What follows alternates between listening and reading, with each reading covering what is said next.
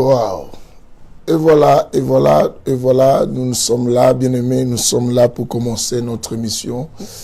L'émission du Saint-Évangile, que la lumière soit, l'émission, bien-aimés, très entendue de beaucoup de gens. Bien-aimés, vous êtes bénis d'être avec nous aujourd'hui. Je demande à tout le monde de commencer à se connecter. Vous le savez, bien-aimés, j'ai toujours dit que partager cette émission, c'est donner la possibilité à une personne d'avoir la réponse à toutes quoi, ces questions, bien-aimés. Il est temps pour nous de pouvoir commencer à nous connecter, car nous sommes arrivés aux instants où nous mangeons Jésus. Nous mangeons Jésus, que la lumière soit. Bien-aimés, dans quelques minutes, on va commencer notre émission. Je demande à tout le monde de commencer déjà à se connecter, aussi de même de commencer à partager cette émission. Partagez, connectons-nous, bien-aimés, donnons la possibilité à un grand nombre de personnes de venir nous rejoindre et Dieu nous bénira. Nous travaillons ensemble. Dans 3-4 minutes, on va commencer notre émission. Je demande à tout le monde de pouvoir commencer à se connecter et aussi à partager cette émission. Bien-aimés, nous sommes ensemble dans cet auditoire de que la lumière soit, l'auditoire des bénédictions, que le Seigneur bénisse tous ceux qui arrivent, que Dieu nous bénisse tous. Je salue la présence de tout le monde dans cet auditoire. Bien-aimés, je suis très heureux de te savoir parmi nous aujourd'hui.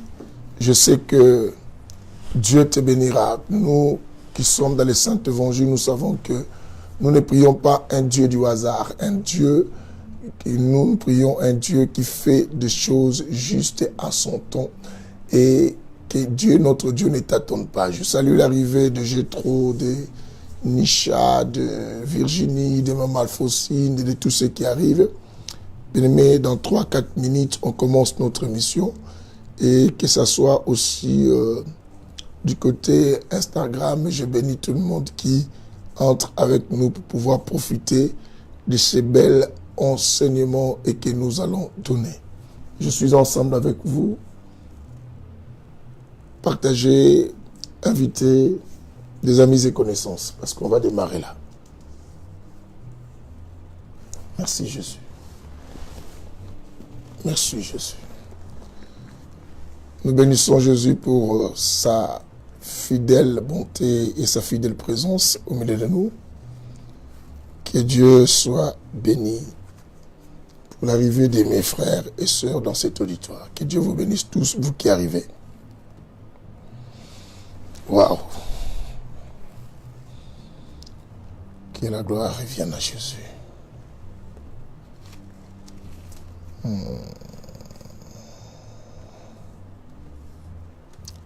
Dans 2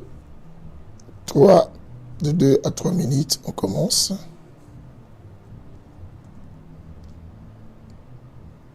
Que le Seigneur nous bénisse tous. Que le Seigneur nous bénisse tous. Dans 2 à 3 minutes, on va commencer.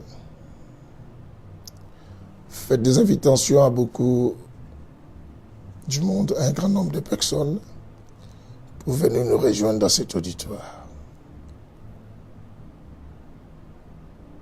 Merci Jésus.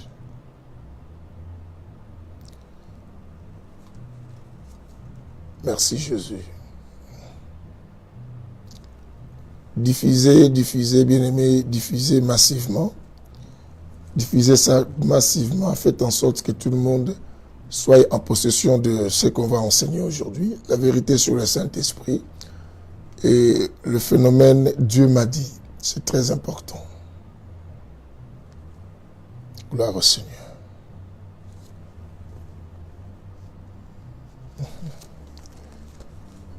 Dans 1 à 2 minutes, on va commencer notre émission. Diffusez massivement à beaucoup de monde et dans des groupes. Allez-y dans les groupes, partagez cela et partagez ça aussi sur vos comptes. Que vos amis aussi voient cela. Non simplement sur les groupes, mais aussi sur vos comptes. D'ailleurs, j'ai toujours dit que c'est gratuit, ces comptes qu'on a. Et ça ne te coûte rien de partager la parole du Seigneur. Dans une minute, on va démarrer notre enseignement. Dans une minute. Dans une minute, on démarre notre enseignement. Oui. Gloire au Seigneur.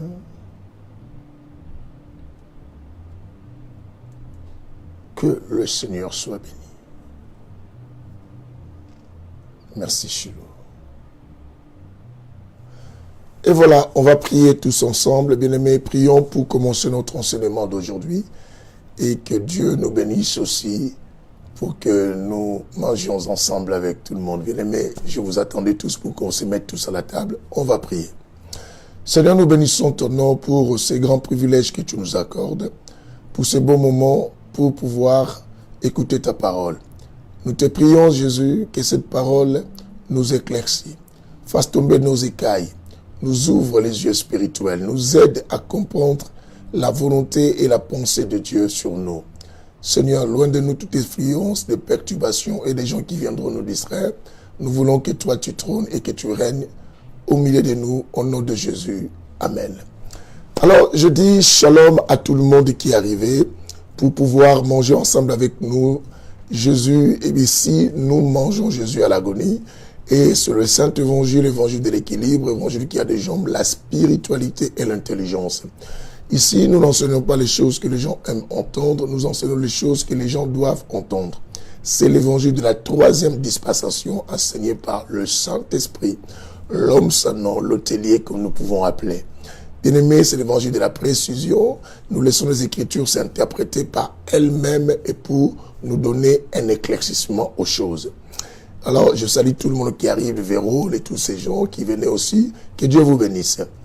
Bien-aimé, on avait débuté cet enseignement le mardi sur la vérité sur le Saint-Esprit. On a dit la vérité sur le Saint-Esprit. La vérité sur le Saint-Esprit. Bien-aimé, il y a tellement beaucoup de choses sur la personne du Saint-Esprit. Le Saint-Esprit est enseigné d'une manière et d'une autre que nous ne pouvons comprendre. Le Saint-Esprit, bien-aimé, n'est pas respecté aux justes valeurs que Dieu lui-même respecte le Saint-Esprit. Nous avons vu que Dieu a dit que tout péché est pardonnable. Blasphémer contre le Seigneur est pardonnable. Dire n'importe quoi sur la personne de Dieu est pardonnable. Mais tout péché contre le Saint-Esprit n'est point pardonnable, ni au siècle présent et ni au siècle quoi à venir. Bien-aimé, du moment où on voit que Dieu, Jésus lui-même, est en train de nous dire que non, là, le péché contre le Saint-Esprit est ni pardonnable au siècle présent et ni pardonnable au siècle à venir, nous comprenions que le Saint-Esprit a une grande importance dans la vie chrétienne. C'est ainsi que je nous ai toujours dit quelque chose de très important, de très capital. Bien-aimé. Or, au temps actuel que nous parlions du Saint-Esprit, nous parlons du Saint-Esprit, mais beaucoup de gens ne parlent plus du Saint-Esprit. Le Saint-Esprit, comme je vous ai dit, est devenu comme un garçon de course dans nos églises, dans nos ministères, dans beaucoup de choses, même dans nos prières. Le Saint-Esprit est devenu comme une personne, bien aimée, comprise simplement pour se souvenir que Dieu a l'Esprit. Mais le Saint-Esprit n'a pas vraiment sa place comme il faut dans le corps du Christ.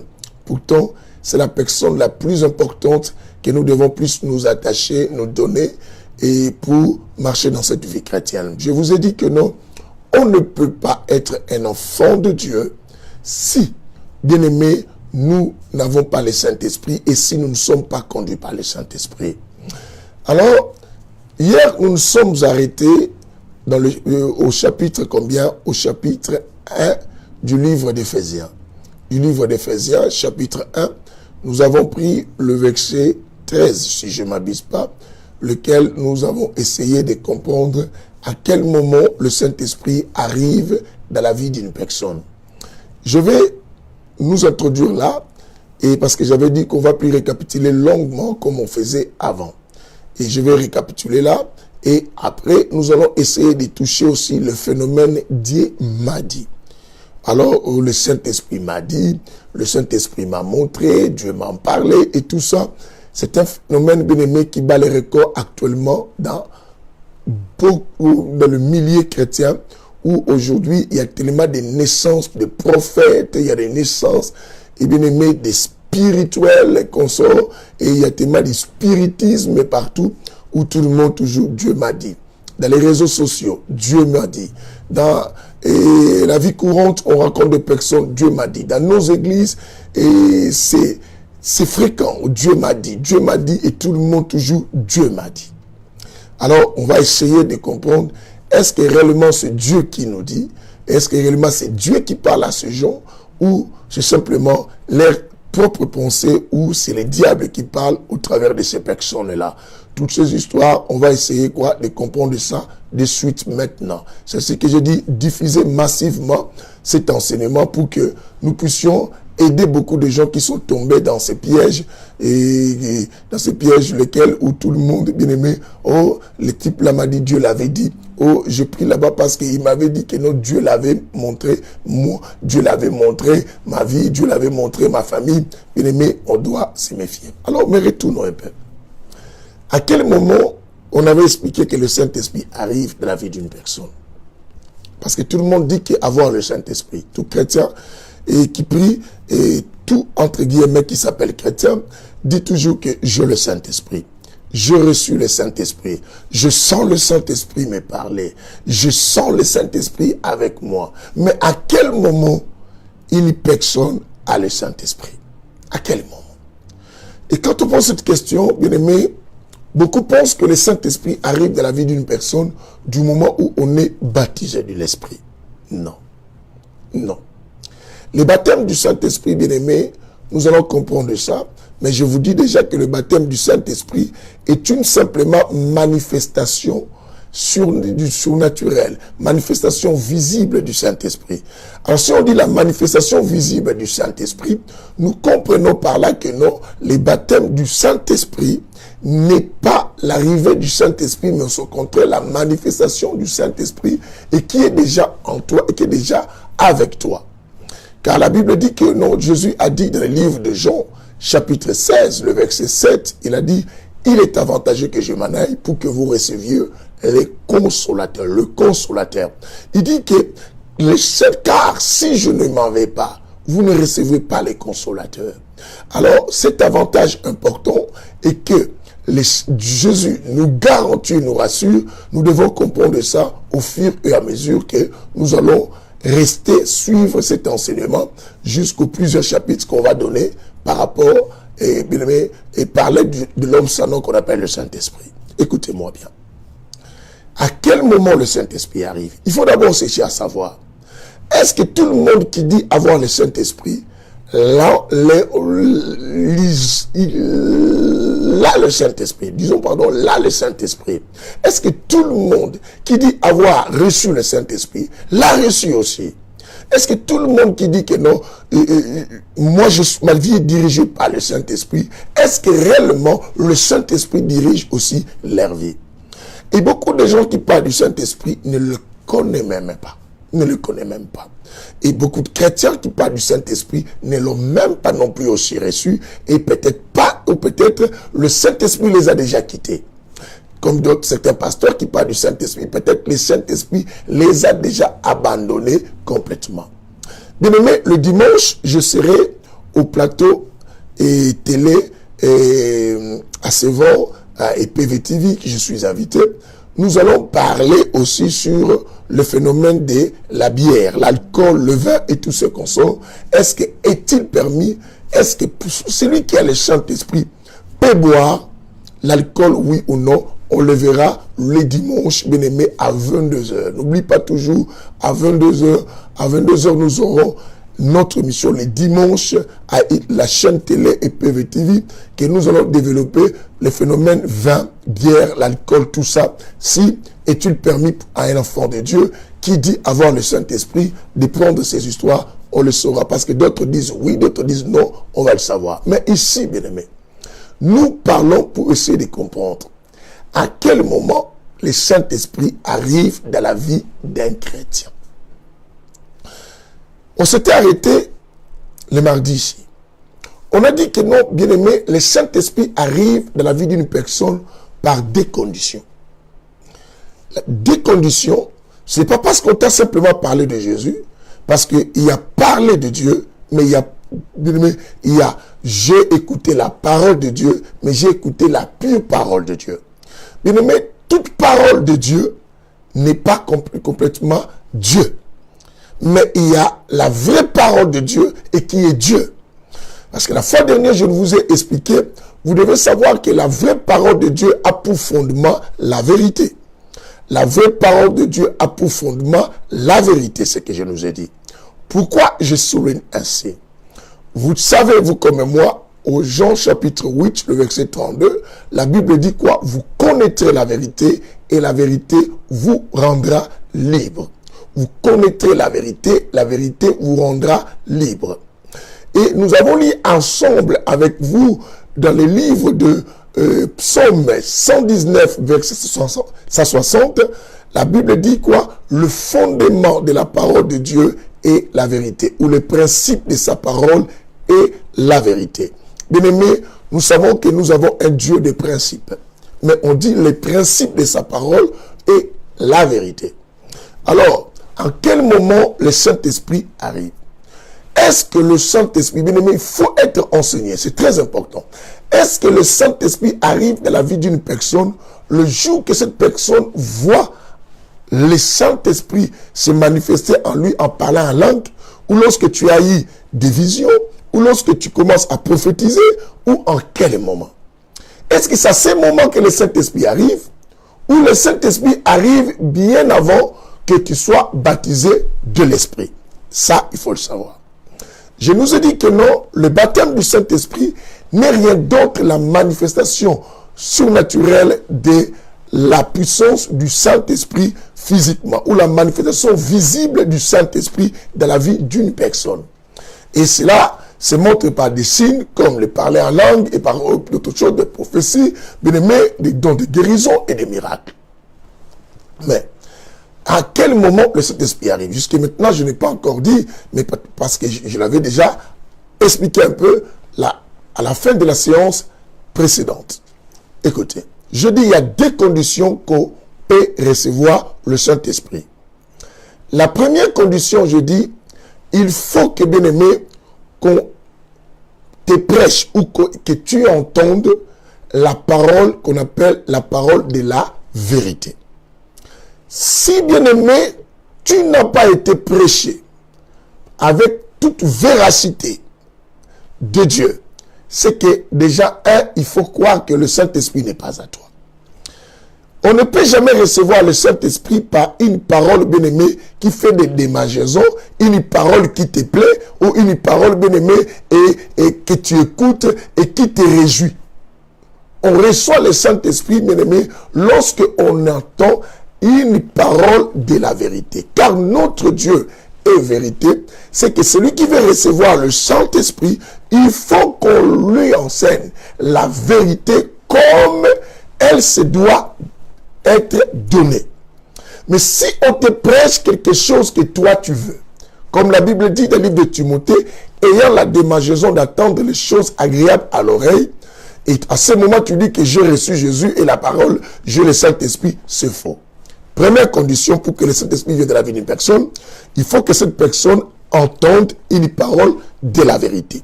Deuxième, cette parole de la vérité, c'est notre évangile du salut. Deuxième, il faut avoir cru aussi à cette parole quoi? De la vérité. Ça ne suffit pas qu'on te prêche la parole de la vérité, un point trait, mais il faut que cette parole de la vérité qui t'a été prêchée, bien aimé, que cela te plaise ou pas, mais que tu acceptes, amen, que malgré cette parole me brise, malgré que cette parole me condamne de ce que je faisais comme une mauvaise vie, malgré que cette parole est venue me remettre sur la voie où n'est pas en concordance avec ce que je désire, mais pourtant c'est la volonté de Dieu. Et c'est à ce moment, si je l'accepte, la Bible nous dit, en ce moment, le Saint-Esprit arrive dans la vie d'un chrétien. Écoute-moi, dans la vie d'un chrétien. Et quand maintenant le Saint-Esprit arrive, le Saint-Esprit vient en ce moment pour s'attacher, bien-aimé, s'attacher, je dis, s'attacher avec quoi? Ton esprit. Mais le Saint-Esprit, bien-aimé, n'arrive pas le jour où toi tu imagines quand tu commences à parler à langue. Ça arrive bien avant cela. Parce que si le Saint-Esprit vient simplement le jour du baptême, comment peux-tu marcher dans la vie chrétienne et obéir et faire les choix et marcher dans la crainte de Dieu si tu n'as pas encore reçu le Saint-Esprit? Bien-aimé, il ne faut pas confondre bien-aimé, l'éducation avec le Saint-Esprit. Il ne faut pas confondre, bien-aimé, aussi quoi? Savoir vivre avec le Saint-Esprit. Parce qu'il y a des gens qui n'ont pas le Saint-Esprit, mais qui ont la notion du savoir-vivre. Ça n'a rien à voir avec le Saint-Esprit. Il ne faut pas confondre le Saint-Esprit avec quoi? La conscience. Il y a des gens qui n'ont pas le Saint-Esprit, mais ils ont leur conscience. Simplement, en utilisant leur conscience, ils peuvent savoir choisir le bien et quoi? Et le mal. Mais, ces gens-là n'auront pas la possibilité de vaincre le péché, bien-aimé, ou de surmonter le mal par le bien. Seule la personne du Saint-Esprit qui a été envoyé et qui nous rend compétents et capables, bien-aimé, quoi, à surmonter le mal, quoi, par le bien et de marcher dans la crainte de qui? De Dieu. Alors, bien-aimé, écoute. Nous sommes dans le livre d'Éphésiens, chapitre 1, qu'on s'était arrêté. Et après, nous parlons sur le phénomène, quoi? Dieu m'a dit. Éphésiens chapitre, combien? Laisse-moi regarder aussi là. Éphésiens chapitre 1. Un très bon sujet. Bien-aimé. Éphésiens chapitre 1, le verset 13. Écoute ceci. La Bible dit ceci. À lui, vous aussi, après avoir entendu, vous attendez, on n'a pas dit avant, on a dit après avoir entendu la parole de la vérité, la parole quoi? De la vérité, l'évangile de notre salut, et en lui, vous avez cru. Il faut croire aussi en lui. Donc, en lui, vous avez cru, et vous avez été scellés du Saint-Esprit qui avait été quoi? Promis. Quand tu écoutes la parole de la vérité et tu crois à cette vérité, la parole de la vérité, c'est un homme. Voilà pourquoi on dit, en lui, vous avez entendu la parole de la vérité, l'évangile de votre salut. En lui, vous avez crié. Quand quelqu'un me dira, mais on n'a pas dit à la parole de la vérité que tu as écrit, mais en lui. Mais lui, c'est écrit. Lui, c'est Jésus, et lui, c'est lui la parole qui dit la vérité. Avoir cru à cela, la Bible dit que directement le Saint-Esprit vient s'attacher avec qui? Ton esprit, pour pouvoir te conduire. Pourquoi te conduire? Parce que Jean, chapitre 16, la Bible nous montre, quand le Saint-Esprit viendra, il nous conduira dans toute quoi? La vérité. On dit, quand le Saint-Esprit viendra, il nous conduira dans toute quoi? La vérité. Et maintenant, quand le Saint-Esprit arrive, lui, il nous conduit dans toute quoi? La vérité. Et quand il nous conduit dans toute la vérité, bien aimé, il nous donne la possibilité de pouvoir, bien aimé, quitter et abandonner les actions charnelles. Et à nous donner la force de surmonter le mal par le bien. D'abandonner une mauvaise vie à suivre la bonne vie. On ne peut jamais rester dans la crainte de Dieu, bien-aimé, obéir ou abandonner les péchés si tu n'as pas le Saint-Esprit. Car le Saint-Esprit est la personne que Dieu a envoyée pour nous aider, bien-aimé, à obéir à la voix de qui? De Dieu. Voilà, nous stoppons un peu ici par rapport à ce qu'on s'était arrêté. On va évoluer. Mais nous venons. Quel est ce phénomène qui est aujourd'hui propagé et répandu au milieu des chrétiens aujourd'hui? Tout le monde commence à dire que Dieu m'a dit, Dieu m'avait visité, Dieu m'a parlé, Dieu m'a montré. Bien aimé, c'est devenu très léger et aussi très sorcier. Je dirais même ce langage, très sorcier et aussi blasphématoire, et que tout le monde, oh Dieu m'a montré, oh Dieu m'a parlé que je suis apôtre, Dieu m'a parlé de commencer à cesser, oh Dieu m'a parlé. Quelqu'un m'a dit que non, alors si Dieu ne m'avait pas parlé, je n'allais pas réussir à ce que je fais. Bien-aimé, les résultats de ce que tu vois dans ta vie ne justifient pas que Dieu t'avait parlé. Là, il faut m'écouter bien. Les résultats de ce que tu fais ne justifient pas que Dieu t'a parlé pour que tu fasses ce que tu veux. Parce que si nous allions même dans le monde, il y a des gens qui font des affaires et qui voient des résultats. Il y a des gens qui font des choses et qui voient des résultats. Cela ne veut pas dire, puisqu'ils ont eu les résultats, c'est que Dieu les avait parlé. Non. J'ai expliqué aujourd'hui à l'église Force pour Christ d'Orléans. J'ai dit que tout ce que Dieu laisse arriver n'explique pas que Dieu est d'accord avec ça. N'explique pas que Dieu est d'accord avec ça. Dieu peut laisser des choses arriver, mais il n'est pas du tout d'accord avec ce qui est arrivé. Quelqu'un peut se poser des questions.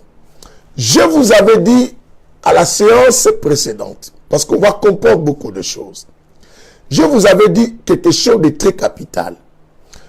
J'ai dit ce qu'il faut savoir, le fait de faire quelque chose qui est écrit dans la Bible ne justifie pas que tu as accompli la volonté de Dieu.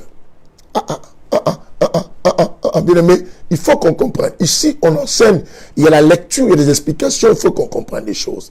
Parce que la vie chrétienne, bien aimé, sans la révélation, la Bible dit, mon peuple est sans frein. Bien aimé, je dis, diffusez cet enseignement massivement. Recommandez-le aux amis. Partagez-le beaucoup. Mettez-le sur vos pages Facebook. C'est gratuit d'ailleurs, ces pages, sur vos comptes même. Quand on évite de mettre des enseignements de Dieu pour mettre des photos, vraiment, je trouve où sont les chrétiens d'aujourd'hui. Parce qu'on doit diffuser massivement la parole du Seigneur. Alors ne diffusez pas simplement des mauvais témoignages et tout ça. Diffusez la parole de Dieu. Et ça, c'est ce que je vous dis. C'est ce qu'on fait. Que ça soit Instagram, bien aimé, je passe aussi à Instagram à ce même moment. Et en live, là je suis à Instagram aussi. Je suis avec vous en Facebook. Diffusez cela massivement. Écoutez-moi. J'ai dit. Le phénomène qui bat les records actuellement, parce qu'il faut qu'on parle la vérité sur le Saint-Esprit, où tout le monde dit que non, je sens le Saint-Esprit me montre, où tout le monde nous dit que non, Dieu m'a parlé, Dieu m'a dit, ou Dieu m'a montré, oh non, Dieu m'avait, j'avais écouté la voix de Dieu, ou dans les réseaux sociaux, où on voit toujours les gens donner aussi des prophéties. Dieu me montre, Dieu m'a dit, Dieu m'a parlé. Ou dans nos églises, bien aimé, des phénomènes de naissance comme des champignons de prophètes et des petits prophètes, bien aimés, des grands prophètes, entre guillemets, où tout le monde dit que non, ce type voit, c'est un voyant. Dieu m'a montré. Est-ce que ce phénomène-là est vrai ou faux? Est-ce que Dieu parle? Est-ce qu'il parle à tout le monde? Est-ce qu'il parle à tout temps? Est-ce qu'il ne laisse pas le libre arbitre à l'homme? Est-ce que tout ce que nous voyons, c'est toujours Dieu? Est-ce que quand on nous dit Dieu a dit, est-ce que réellement c'est toujours Dieu? Est-ce que quand on voit les résultats ou le succès à une affaire, cela justifie que Dieu t'avait parlé? Est-ce que tout bon résultat par rapport à ce que toi tu entendais, pas tout bon résultat par rapport à Dieu, mais par rapport à ce que toi tu entendais, cela prouve que Dieu réellement t'avait parlé de faire cette chose-là? C'est ainsi que j'ai dit tout à l'heure, bien aimé. Tout ce que même les païens font, voient les résultats, ne veulent pas dire réellement que c'était Dieu qui les avait parlé. C'était peut-être leur propre choix. Je vais nous aider. La parole de Dieu, je la prends ici avec moi. Je dis que je peux lire la Bible. Est-ce qu'en lisant la Bible, si je fais ce qui est écrit dans la Bible, réellement, je fais la volonté de Dieu, oui ou non? Je vais voir vos réponses. D'autres qui ont déjà été enseignés connaissent la réponse. Mais je demande à tous les autres aussi de me répondre. Bien-aimé, écoute-moi. Je disais ceci. Je vais donner un exemple de chapitre qu'on va lire tout à l'heure. Allons-y dans le livre de Marc. Non, avant de lire Marc, prenons d'abord, bien aimé, vaut mieux prendre d'abord Matthieu 28. Nous prenons Matthieu 28.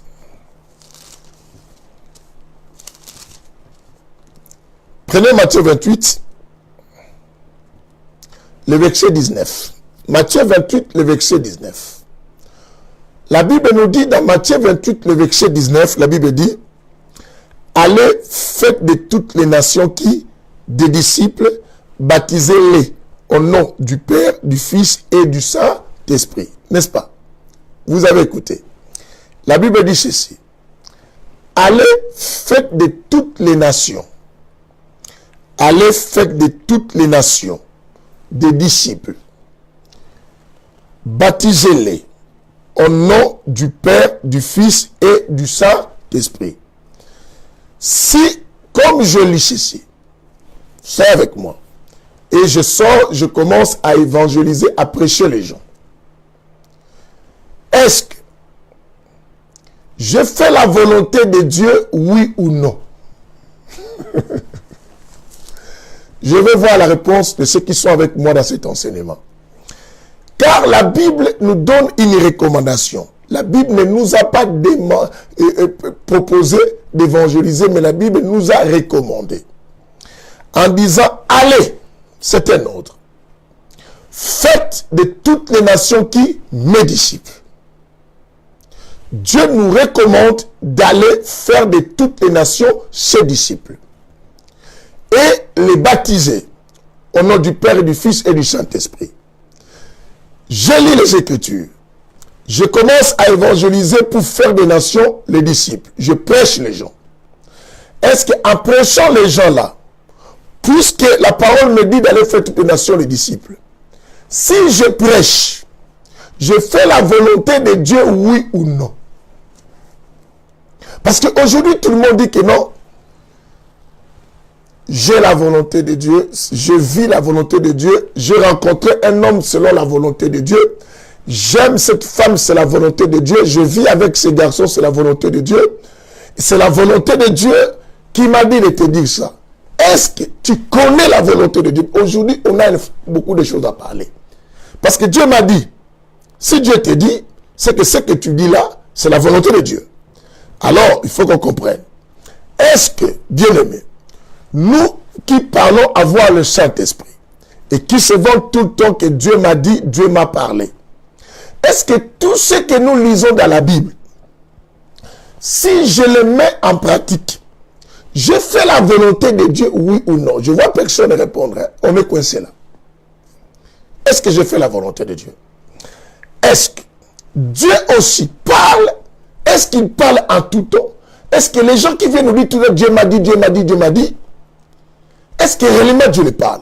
Parce que quand quelqu'un vient me dire Dieu m'a dit, c'est que cette personne connaît la volonté de Dieu dans ma vie. Connaît la volonté de Dieu dans ma vie. Connaît la volonté de Dieu, c'est ce que la personne vient me dire que Dieu lui a dit. Est-ce que tous ceux qui nous disent Dieu m'a dit, écoutent réellement la voix de Dieu, connaissent la pensée de Dieu, qui viennent nous transmettre des choses? Est-ce que nous-mêmes aussi, quand on dit Dieu vient de me dire de faire ceci, Dieu de me dire d'épouser tel, Dieu de me dire d'être avec ce monsieur, est-ce que réellement on est sûr et certain? C'est Dieu qui nous a dit. Ah, parce qu'aujourd'hui il y a tellement des embrouilles. Combien de pasteurs et combien des apôtres et combien de chrétiens ont eu à diviser les églises, à diviser des familles, à diviser des gens, bien aimé, à détruire des vies des gens à cause de ce que Dieu m'a dit, Dieu m'a montré, Dieu m'a parlé. Combien de gens sont égarés aujourd'hui dans nos églises, surtout la jeunesse d'aujourd'hui, bien aimé, à cause des réseaux sociaux, des Instagram et par-ci par-là, on voit tout le monde devenir prophète. Oh, Dieu m'a dit, j'ai tel ministère. Oh, Dieu m'a dit, il m'a appelé à les servir. Bien aimé, vous dites des choses, vous savez que c'est difficile à les justifier, mais c'est facile pour un véritable chrétien de savoir si c'est vrai ou faux. Tout ça, on le saura. Un véritable chrétien, c'est facile pour lui de savoir si réellement Dieu t'a parlé ou si réellement c'est tes sentiments. Parce qu'aujourd'hui, on n'a pas de vrais chrétiens. Et comme aujourd'hui, même un de mes fils m'a dit tout à l'heure à l'église, il m'a dit, pasteur, pourquoi les pasteurs, comme tu nous prêches, les pasteurs aujourd'hui, Dieu m'a montré, Dieu m'a dit. Je dis parce que vous aussi les chrétiens, vous ne voulez pas avoir le Saint-Esprit avec vous. Vous ne voulez pas que le Saint-Esprit vous conduise. C'est aussi la raison pour laquelle Dieu connaissant que non, il y aura plusieurs personnes qui viendront en son nom.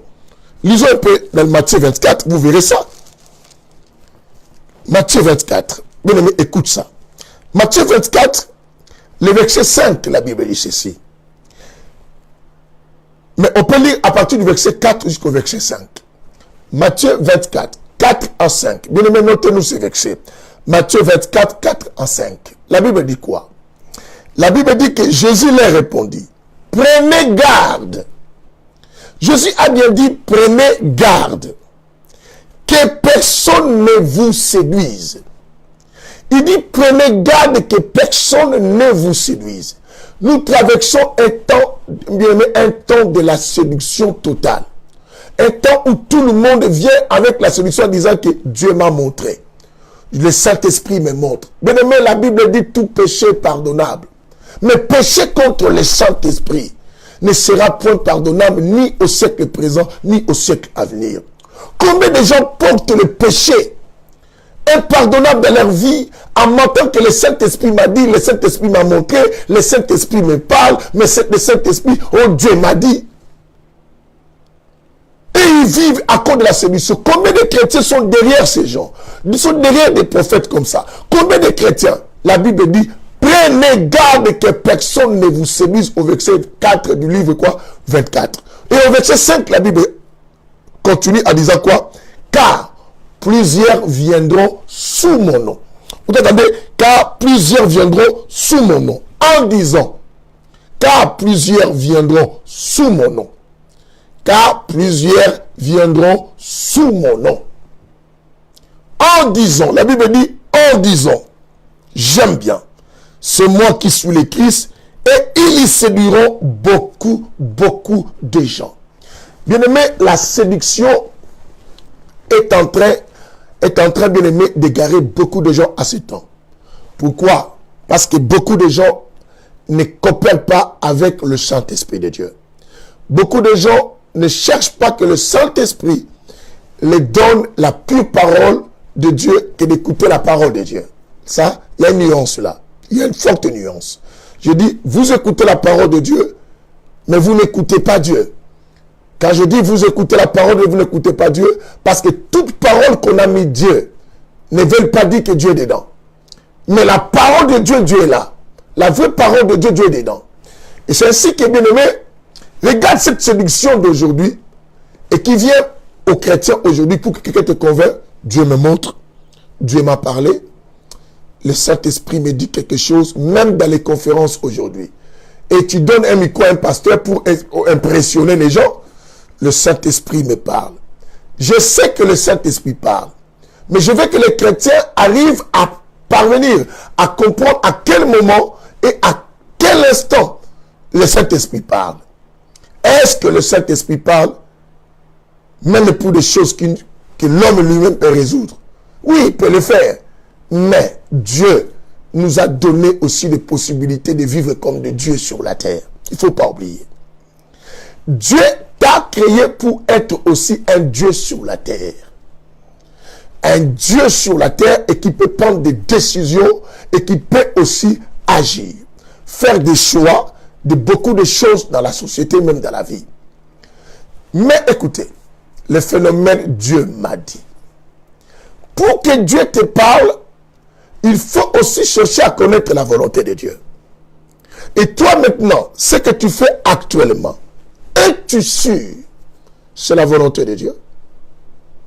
Es-tu sûr que tu es dans la volonté de Dieu?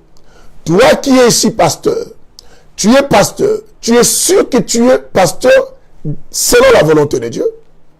Chrétien, ce que tu fais maintenant, les relations que tu as aujourd'hui, les églises que tu fréquentes, les gens avec lesquels tu passes le temps, es-tu sûr que tu les fais dans la volonté de Dieu? La décision que tu as prise, bien-aimé, Toi qui veux quitter une église et toi qui as négligé les choses de Dieu, et tu dis que non, je prie parce que Dieu m'a convaincu de laisser. Dieu m'a convaincu. Es-tu sûr c'était Dieu qui t'avait parlé? Toutes ces histoires, il faut qu'on les comprenne. Je vais avancer un peu avec une parole de la Bible, un verset biblique. Nous avons lu tout à l'heure avec vous dans le livre de Matthieu 28, verset 19.